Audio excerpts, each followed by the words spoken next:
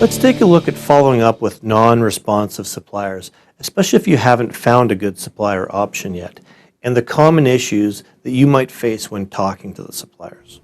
Okay, so now we're on to contacting suppliers, and you've already gone through some great action steps. You've set up your Seller Central account, you've narrowed down some products you want to look at, you've gathered some suppliers. Now it's time to contact those suppliers. So when we're contacting suppliers, we're going to need to look at some supplier contacting tips, the information you want to get from the supplier, and getting set up with that supplier. So supplier contacting tips. Now, for domestic suppliers, if you're sourcing your product domestically, contact by phone is best. And the reason why is you can start to establish a relationship right away. You get the information you want very quickly. You don't have to wait for emails to go back and forth, that kind of stuff. There's usually not any language barriers. It's just the best way to go if it's available to you. And I really can't stress enough the fact that you're building a relationship. Yep, you're going to contact lots of suppliers and you only need the one. But having a strong relationship that you build up over time, you get off on the right foot with a supplier, will pay huge dividends down the road. Trust me on that one. So now if you're sourcing internationally, you're probably going to want to use email or Skype. There's some other apps out there like WhatsApp or Viber, those types of things as well. But Skype sort of seems to be the norm right now. Oftentimes, though, your first initial contact will be by email, and then it'll sort of evolve over to Skype. I've found that most suppliers prefer to chat via Skype. Now, there has been a couple of times where I've called a supplier internationally, but in general, with the language barrier, that doesn't work out too well. And I've found that most international suppliers are much more comfortable with their language when they're able to type and have time to process and read and then respond that way versus kind of being put on the spot on a telephone call. So don't feel awkward if they don't want to talk to you on the phone. That's perfectly normal. Again, international suppliers, you're probably going to start off with an email, move over to Skype, and that's a perfectly acceptable way, and it's a great way. Skype is my preferred method because you're getting your information right away. You're getting your answers instantly versus having to wait a few hours or a day or two for emails. So I think that you're probably going to find the same as well. The next thing is you want to contact many different suppliers. Yep, you only need the one, but you're doing yourself a great service if you can get a bunch of suppliers and do a really, really in-depth comparison of them and also feel out the relationship. Some people might seem to be fairly indifferent, where another supplier you might make a really great connection right away. So do yourself a favor. Don't just contact 1, 2, or 3. Heck, I'll contact 6, a dozen, 20, or more, depending. And you're also going to find that many suppliers might be really slow to respond, and I'll talk about that in a later lesson, or don't respond at all. So give yourself that opportunity to explore many different options. Now, a really important component here is you need to be professional. I mean, you probably haven't done this before, especially if, like me, when you're starting, it might seem a little bit awkward or something, but you still want to come across as professional as you can. You need to have confidence, in who you are and the information you're learning. These are just people on the other end. They're just like you. They're business people. At the end of the day, they need your business. That is their job. So don't be intimidated, but be very professional. Don't just fire off an email with some slang or ignore capitalization or, try and be as professional as you can. And I think that you'll find suppliers are more prone to respond to professional emails than sloppy ones. Just put yourself in their shoes.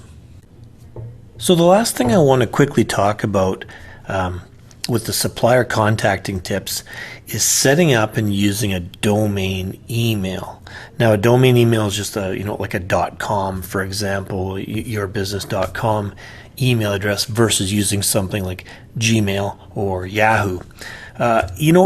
It's not really necessary. Some people feel it's a more professional approach, and I would agree with that.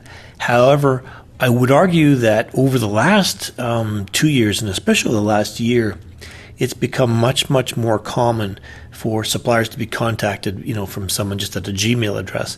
And I think suppliers have gotten used to the fact that some of those Gmail addresses end up being very big, heavyweight clients, especially if they're following the ASM business model. So don't feel that it's an absolute necessity, because it's not. But if you really feel that it's something you want to do, Rich will actually be doing a video in a later module on setting up a website, how to register your domain, get your domain email, that type of stuff, if you want to do that then, if you're unsure of how to do that. One other thing I'll just quickly mention here is when you're using Skype, and as I mentioned, Skype is my preferred contact method. It's how I contact all my suppliers. When you're starting off, you can set up your Skype name in a business name. So if I'm, for instance, starting off a cell phone accessory brand, I can call it Shane Cell Phone Accessories or Shane's Phones or whatever as my Skype name if you want to initiate contact with that name versus using email. So just a quick little comment, I guess, on that. It's really up to you if you want to use a domain email or not. But we will be covering that a little bit later on in the training if you want to set that up or learn how to set that up. Okay, so let's take a look at the information you want to get from a supplier. Well, first of all, do they have the product you want? If, for instance, if you're looking on Alibaba or something, just because they have it listed there doesn't mean they'll still have it in stock. Maybe they've discontinued it. I don't know. You want to double check that they actually have the product that you are looking for. Next, you want to ensure that they're able to private label the product.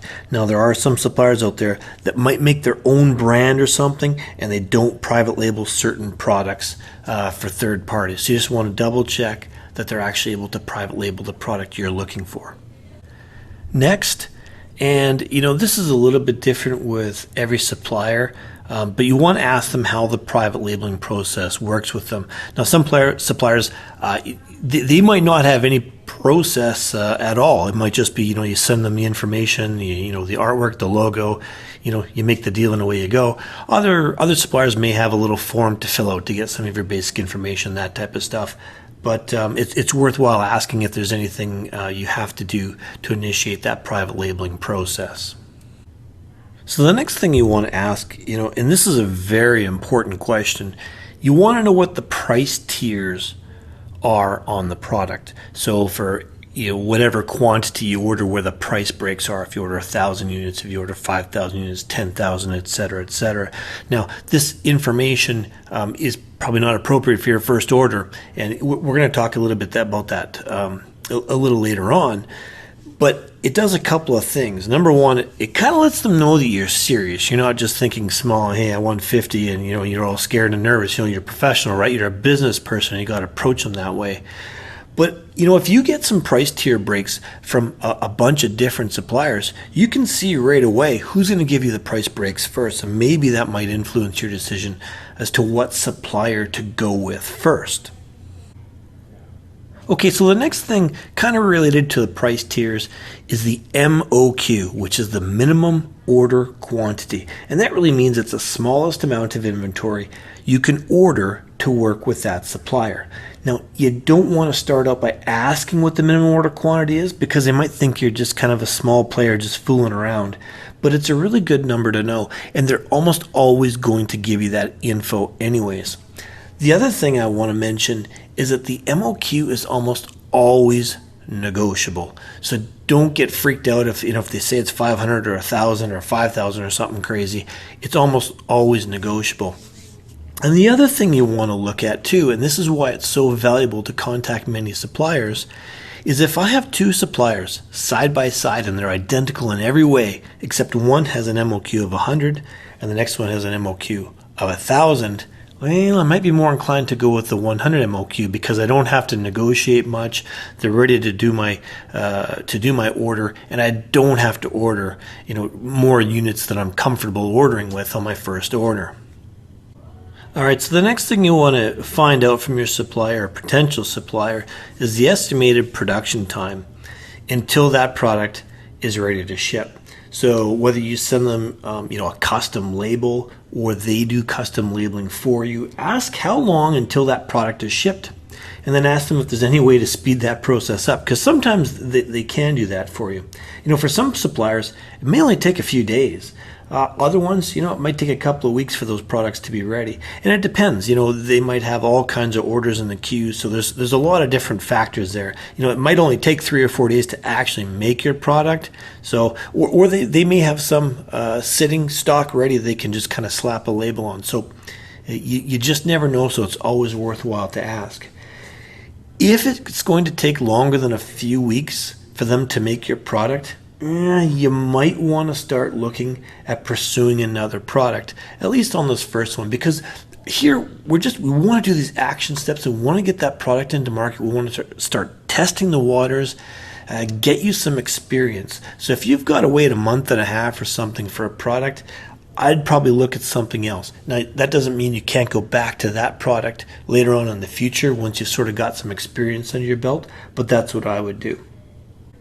And don't forget too that once you've got your product order in, and let's say it's going to take 2, 3, 4 weeks, if yours does take that long, there's a lot of stuff we're going to teach you on how to optimize your Amazon product listing. So there's all kinds of stuff you can do in the meantime, but let's try and keep that time frame as short as possible if we can. Okay, so the next thing you want to find out from your supplier is what packaging or branding options they have to start off with. Now, obviously packaging can get very elaborate. In a later lesson, we're going to talk a little bit about the evolution of your packaging and your brand. But to start, the supplier is most likely going to have a few basic options, ranging from just slapping a sticker on the package to printing on boxes. So you kind of want to gather all that information and see what they have, and you want to choose the easiest, cheapest option in general, to get up and running quickly. That's the whole point here, is getting your products to market quickly. You can upgrade these things as you go. Don't worry about that. Let's just go with the cheapest, easiest option to get rocking and rolling. Okay, finally, so getting set up with your supplier. First off, you want to ask if they have any kind of a setup process. Most really don't. Some might require a few forms or something, as I mentioned earlier. I've occasionally heard of some suppliers that ask for a reseller license. I've never been asked that. I actually don't know anyone who has. I've just kind of heard of it. If they ask for this, you can just tell them you don't have one, or leave that part blank on the form. I've never heard of anybody being turned down because of it. It might be a very country-specific thing. I'm not sure. You shouldn't need one, so don't worry about that too much. The next thing is you want to find out what payment methods they have available. So you're going to have to figure out whatever payment method you're going to use with them. Now, very few sellers seem to accept PayPal. Internationally, certainly, they don't seem to do it as much. The most common method of payment is a credit card if you're dealing with domestic people. But if you're dealing with international suppliers, it's really kind of wire transfers, which is a bank transfer, Western Union, that type of thing. Now you're going to have to prepay your first order. You're not going to find suppliers who are going to start off on a net 30 payment.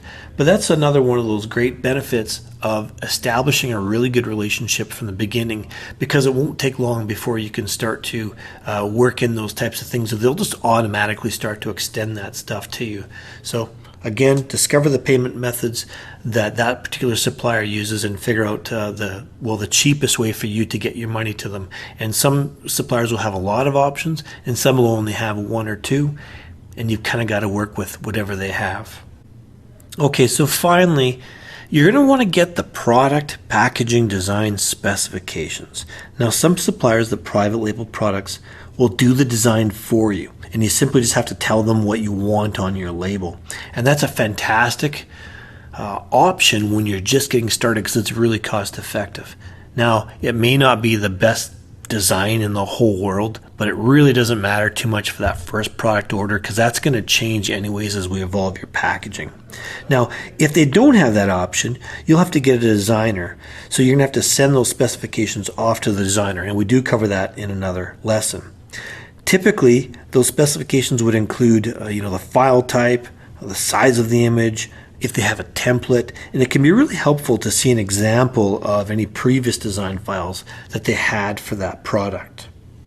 Now, some suppliers may have some requirements outside of the file type and the size of image and those things that I mentioned. So just make sure you get all those design specifications that particular supplier needs for that particular product.